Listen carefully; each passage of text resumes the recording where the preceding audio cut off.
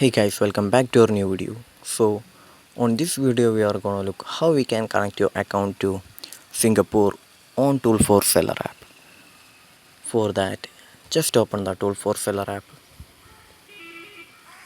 So after opening the app, here we need to go to the me option or our profile option. On the bottom right corner we can see the me option right there. Just tap on the bottom right corner.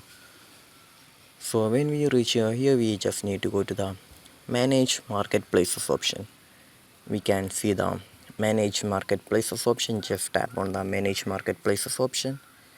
After tapping on that, here we can see the add more options on the top right corner. So just tap on the add more option. So here we can see the Singapore option. Just choose the Singapore right here. After choosing the Singapore, just tap on the next option. So after that, here we need to just sign into your Amazon right here.